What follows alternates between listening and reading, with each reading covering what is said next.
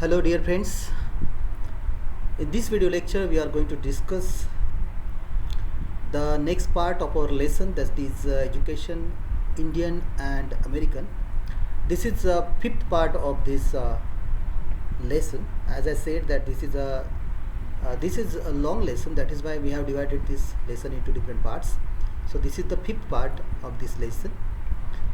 As we have already discussed about Anurag Mathur, the author Anurag Mathur. This is a sort of image which shows that many things in the education system are same, whether it is Indian or American. There is no much more change that we can see here in this image.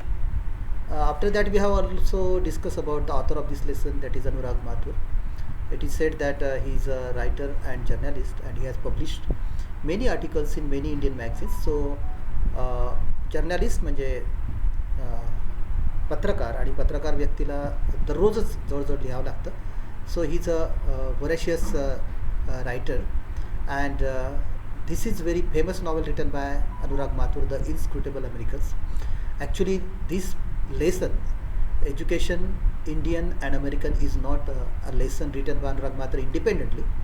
हा धडा स्वतंत्रपणे लिहिलेला नसून actually the इन्स्क्रुटेबल Americans ही जी कादंबरी यांनी लिहिलेली आहे त्याच्यामधलाच हा एक भाग आहे. आणि म्हणून हा भाग जेव्हा आपण शिकतो, हा धडा जेव्हा आपण शिकतो, तेव्हा आपल्याला अनेक गोष्टी अशा लगेच कळत नाही. So that is why it is very important for us to take a glimpse of what has been happening before when Gopal comes to America from India, and what happens, we know very well into this lesson what happens. But what happened to Gopal, in which circumstances he came to America from India, all these things are well described into the novel, about which we do not know much more.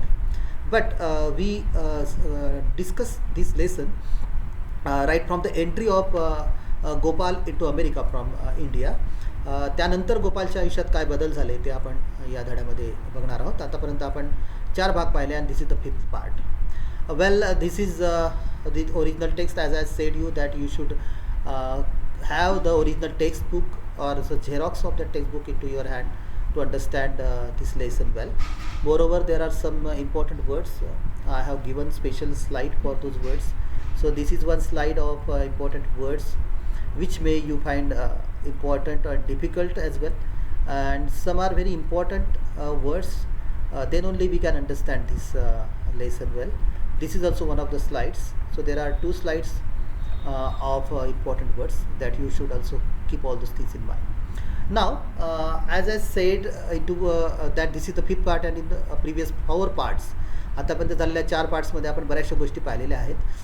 He has that is Gopal has taken the admission into America's college, and he experienced the basic difference between the American and Indian education system, and it is a sort of criticism on the part of Indian education system by the author itself. And तो असं म्हणतो आहे की Indian आणि American शिक्षण पद्धतीचा जेव्हा विचार करतो तेव्हा आपल्याला असं दिसतं की अमेरिकन एज्युकेशन पद्धतीमध्ये बऱ्याचशा गोष्टी अशा मोकळेपणाने हाताळण्यात येतात किंवा हाताळू दिल्या जातात विद्यार्थ्यांना, आणि त्या भारतामध्ये होत नाही. अशा प्रकारचा एक टीकात्मक सूर आपल्याला लेखकाचा दिसतो आहे. In the next part, what happens, let us see to these 2 slides. There are only 2 slides about the text. This is second one, and this is the first one. Well, let us continue. And then they wonder why there is a brain drain, he thought. Now this is important word because there is one very good term comes over here, brain drain. याच्याबद्दलची माहिती आपण इथे लिहिलेली आहे. Brain drain, it is defined as the migration of health personnel in search of the better standard of living and quality of life, higher salaries, access to advanced technology, and more stable political conditions in different places worldwide. म्हणजे पुष्कळदा आपल्या देशापेक्षा इतर देशांमध्ये जास्त चांगली परिस्थिती आहे असं वाटून जेव्हा लोक त्या देशामध्ये स्थलांतर करतात, आणि ते बुद्धिवान लोक असतात, आणि म्हणून हा एक फार चांगला शब्द वापरण्यात येतो, त्याला ब्रेन ड्रेन असं म्हणतात. मेंदू वाहून जाणे. पण मेंदू वाहून जाणे म्हणजे नेमकं काय, तर इथले हुशार लोक, भारतामध्ये चांगली परिस्थिती नाही आहे, इथे बऱ्याचशा संधी मिळत नाही, इथे चांगली सॅलरी मिळत नाही, असे बरेचसे इश्यूज घेऊन जे लोक परदेशात जातात, अशी जेव्हा परिस्थिती निर्माण होते त्याला आपण ब्रेन ड्रेन असं म्हणतो. तर ते असे हुशार लोक असतात, बुद्धिवान लोक असतात, पण ते तिथे जातात आणि तिथल्या देशांना आपली सेवा ते प्रदान करतात असं आपल्याला आढळतं. And that is the terminology brain drain. And then they wonder why there is a brain drain, he thought. Gopal विचार करतो आहे की मग ब्रेन ड्रेन भारतामधनं इतर देशांमध्ये का जातं, असा विचार भारतातील लोक करत असतील. It was not offer any longer out of a desire म्हणजे कोणत्या प्रकारची इच्छा, for a more comfortable life, comfortable आरामदायी अशा प्रकारचं जीवन in America. In India an affluent person usually lived better than one in America. अमेरिकेपेक्षा सुद्धा चांगलं जीवन जगणारे लोक भारतात आहेत असं तो म्हणतो. But it was also for the shear bliss of a friendly, supportive, well equipped, encouraging work environment. बरेचसे ॲडजेक्टिव्ह इथे वापरण्यात आले आहेत. Number of adjective: friendly, supportive, well equipped, encouraging. And he is talking about work environment. Work environment म्हणजे ज्या ठिकाणी आपण काम करतो आहोत त्या काम करत असलेल्या ठिकाणचं जे वातावरण आहे ते कसं आहे, तर आपण असं तो म्हणतो आहे की फ्रेंडली, सपोर्टिव्ह, वेल इक्विप्ड, एनकरेजिंग अशा प्रकारची परिस्थिती आपल्याला अमेरिकेमध्ये दिसते असं त्याचं म्हणणं आहे. He could be to get away from the fears, eternal, all encompassing hatred. These are the adjectives like fierce, eternal, all-encompassing hatred with which colleagues in India battled each other and everybody else, usually for no discernible reason other than habit. This is a long sentence. Try to understand this sentence. Many adjectives are used like fierce, eternal, all-encompassing hatred. ह्या सगळ्या गोष्टी ज्या आहेत की या कुठे आहेत, तर कलिग्स इन इंडिया, भारतामध्ये जे आपल्यासोबत काम करणारे आपले सहकारी लोक असतात. सगळ्या वर्ड्सचा अर्थ इथे या ठिकाणी दिला आपण, सर्वांनी तो आरामात बघावा. तर अशा प्रकारच्या ज्या गोष्टी आहेत की ज्या भारतामध्ये आपले कलिग्स, आपले सहकारीच आपल्याबद्दल बाळगतात. In India battled each other, त्यांच्यामध्ये एक प्रकारचे वादावादी किंवा मतभेद असतात. And everybody else usually do not discernible reason other than habit. Discernible म्हणजे अगदी स्पष्टपणे दिसणारी, विजिबल क्लिअरली, ही हीच सवय आहे. आणि ती दुसरी जी सवय दुसरी काही नसून ती एक केवळ सवय आहे म्हणून भारतीय लोक असं वागतात. आणि जे वातावरण कुठे नाही आहे, तर अमेरिकेमध्ये नाही आहे असं गोपाल म्हणतो, कारण की त्यांनी ते अनुभवलेलं आहे.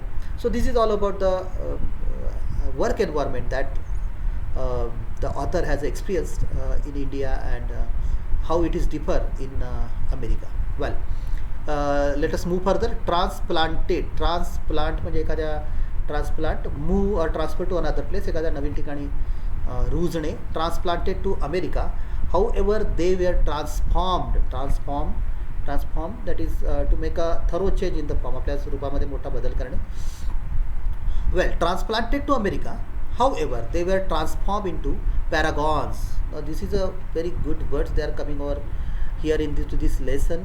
It is very good lesson as far as vocabulary is concerned. Model of excellence, अशा पद्धतीच्या गोष्टींमध्ये बदल होतो किंवा अशा प्रकारच्या वृत्ती तिथे निर्माण होतात जेव्हा आपण परदेशामध्ये आणि स्पेशली अमेरिकेसारख्या देशात जातो असं तो म्हणतो. Transplanted to America, however they were transform into paragons of efficiency कार्यक्षमतेचं उत्कृष्ट मॉडेल ज्याला म्हणू शकतो, अशा प्रकारे बदल त्यांच्यामध्ये होतो. अँड टॉलरन्स, सहिष्णुता. म्यूज ॲक्च्युली थॉट बाय गोपालला असं दिसतं आहे की बराच मोठा बदल आपल्याला इथे आल्यानंतर जाणवतो, जो भारतामध्ये कदाचित तसं वातावरण नाही आहे. He close his book, now he is reading the book, and that is why as he is musing, he is a sort of thinking. Muse, contemplate, चिंतन करणे.